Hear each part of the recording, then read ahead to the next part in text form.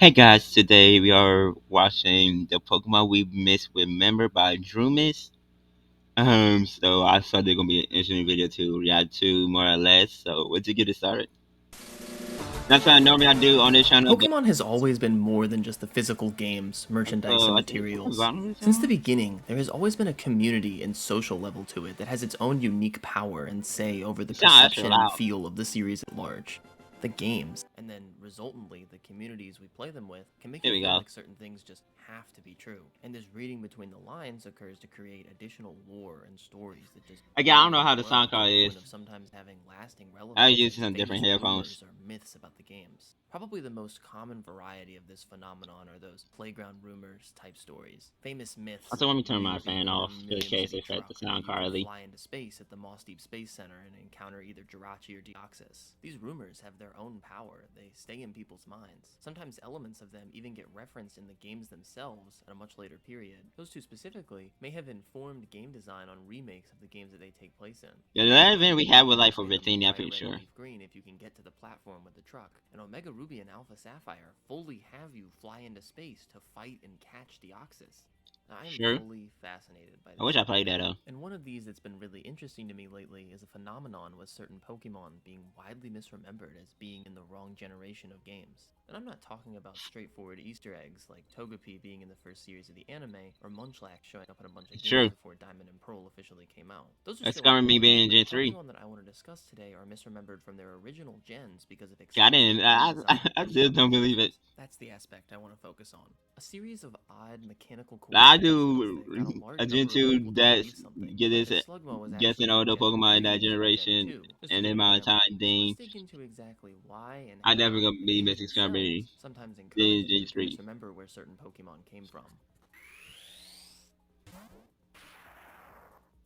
Let's start with that example of Slugma, because I think it's a really good example and it's a very common one. Slugma was Yeah. introduced in Gen 2, but is essentially a Gen 3 Pokemon in every other way, so it's pretty commonly remembered as such. The Gen 2 games were extremely noteworthy when they came out for including two regions, the all-new Johto, but also the Gen 1 Kanto region. And a new region obviously means new Pokemon, but in this case a handful of new Pokemon were only made available in Kanto, which this time around could only be explored after you beat the game. And so Slugma is kind of a shock as a choice here. It can only be caught on 3 routes in Gen 2 Kanto, routes 16, 17, 18, and it's relatively rare on 2 of those. Other than that, Slugma's Bro, evolution what? Lucario is featured on the team of the Fire-type No gym wonder leader I Johto, did Gen and he's 3. also a post-game character. This exclusivity in its debut game is even weirder, as Slugma is statistically the worst fire Pokemon, and one of the worst Pokemon overall by the Yeah, numbers. that's So weird. obscuring it feels like a very strange choice, even more so because it was just released.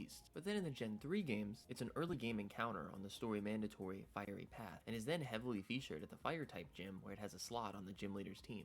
These games force you to look at Slugma's absolute brilliance with only a few levels in the story. So with that comparison, it's very easy to see where the confusion stems. Yeah. By all accounts, Slugma is a Hoenn Pokemon, way more than it is from Johto, and it's honestly really weird for me to call it a Gen 2 Pokemon at all without some sort of disclaimer, because in my books, that usually means it's from that debut region. But I guess you get some early weirdness here because of how they linked Kanto and Johto. Now you would assume that a Pokemon with these qualities is really odd and That a weak unique. one. You know, But maybe the Slugma beginning. shares this weird Gen 2 but not really from Johto status with a few other Pokemon, Murkrow and Houndour. Looking first Yeah. at Murkrow, it originates from the Gen 2 games, but is very easy to identify as a Pokemon from Gen 4. Murkrow can only be obtained on 2 routes in Kanto and Gen 2, which Also, is the pretty evolution rare in in Gen its 4. debut generation.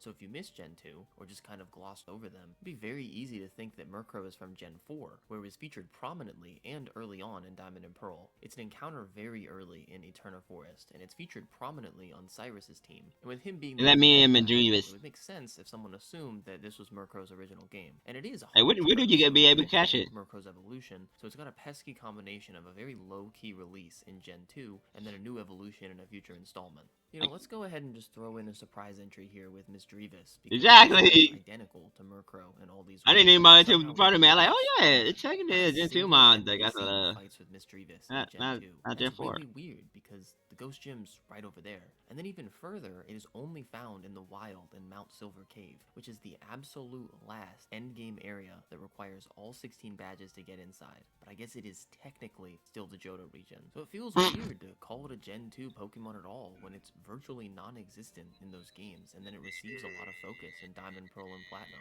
That New crazy. evolution, obtainable early, featured on a gym leader's team. Extremely strange the way that they originally debuted it in hindsight.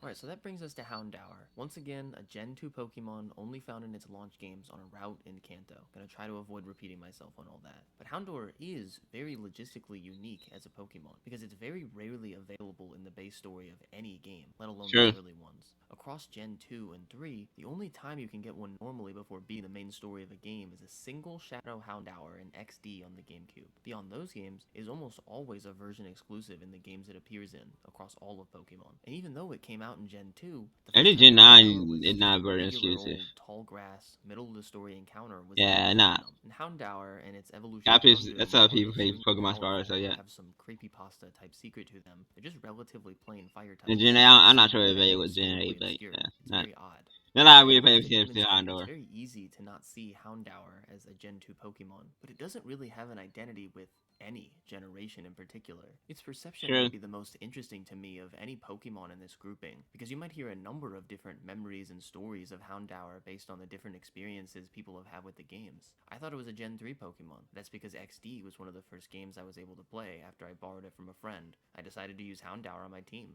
But there's a number of different ways that could have gone. All the details about Houndour are weird, but in a way, I like it, because it gives Houndour a piece of personality that exists in True. reality rather than Pokemon. Since it doesn't have as much of a concrete origin as most Pokemon do, it might have a different story depending on who you ask, and that's a really cool to have with a character.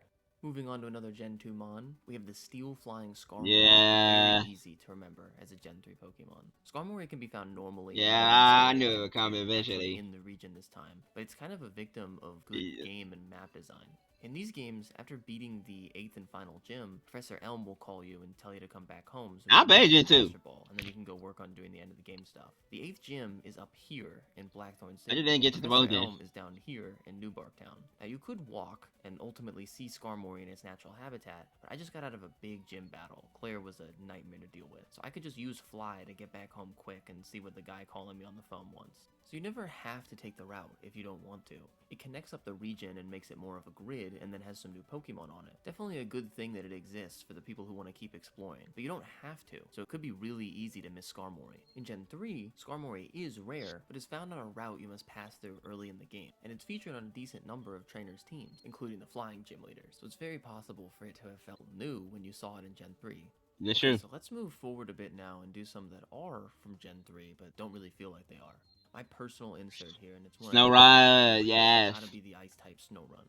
In Ruby, Sapphire, and Emerald, Snorunt can only be So found in the ice which I mean, areas. yeah, And Galley. this is a unique place because your access to the dungeon is based on what time of day it is, and Snorunt's area is only That's available what they at get night. out of And the Evolution Gen in-game 4, so clock yeah. battery controlling this could die, leaving the Snorunt stuck down there. I was unable to put two and two together that Snorunt evolved into Glalie for a very long time, and I still Fast. don't really get this evolution. It's pretty fun though, so I'll let them have it. On top of this, I let Snorunt it got out new it. evolution and relative ease of access in Gen 4 with the all-new Frostlass. So if your battery ever died with the Cave Lock, Gen 4 could have been the first time you actually saw Snorunt. This is a really cool one. Because of an in-game arbitrary setting getting combined with an arbitrary amount of playtime on a battery's lifespan, there was a character in the game that was entirely obscured. Such an odd combination of details that resulted in a different experience from everyone else. And So I I mean, should who subscribe knows? to the Maybe if I channel. saw it when I was 8, I didn't. Snorunt could have been one of Yeah. my favorite Yeah, there we Pokemon go. instead of one that makes me Oh, slightly they were my uncomfortable. recommended. I thought it'd be a good video to react to. Dang it. There we go. For some reason, I opened a new tab. Alright. Sorry Mechanic. about that. But it's still a really cool We testament might to have this called that. sort of I don't know. intelligence. And that is perfect for this last one that I've got for now. It's my favorite installment of these.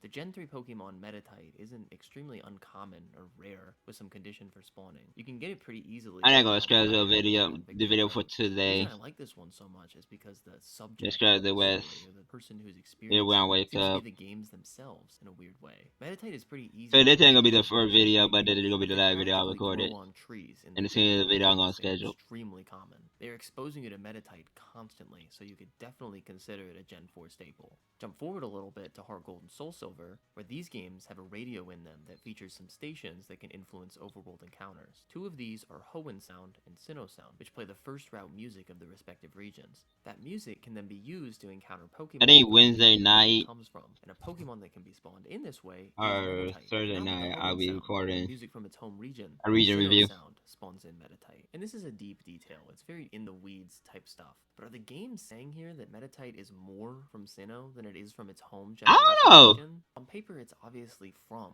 Gen 3, but getting Right. spawned in with Sinnoh Sound and not Hoenn Sound doesn't really communicate that, especially as someone less initiated. But I really like this detail because it demonstrates to me a sort of awareness that the gen number for any Pokemon starts to matter less and less as time goes on. A Pokemon's origin and home point is way more of a personal thing for any I given really person call it like than a Mount world we take Meadow, ours to create as players. These are Magarna, stories and details that Zygarde, give kinda Pokemon that level of maybe meaning even worth three more.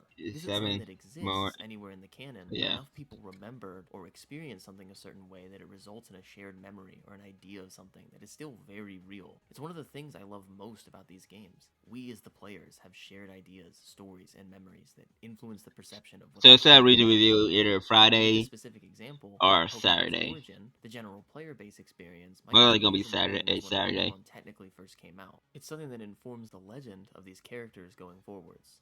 Now, I say all that, but there are definitely some Pokemon that have an identity directly related Not to sure the I'm generation gonna that do came it out or in. not, There's but about 151 of them, to be exact. then And I do want when to the make sure to point shadows, out before we close here that not a people will. single one of the Pokemon that I went over were from Gen 1. And that's because on the other side of these Pokemon without a really strong home identity, there's a set of them that have an incredibly strong identity. That's just being from the first generation of games. There's even a new Eh, TCG set coming out right now called Pokemon 151 featuring just those Pokemon. That branding identity is especially strong with the first generation, even though it's just random things sometimes, like a bunch of eggs or sludge or a literal rock. These Pokemon have a very We real, love rocks. strong, and financial identity attached to being the first generation. So it goes both ways. Pokemon get a lot of meaning assigned to them, not just from the games and the canon, but also from the real world, the company, and the game's players. It's one of the things that makes Pokemon so enjoyable not just to play by yourself, but to experience and talk about with other people. We get to make our own stories, and these Yeah, sure. misremembered Pokemon are just another example of that. It's pretty cool stuff.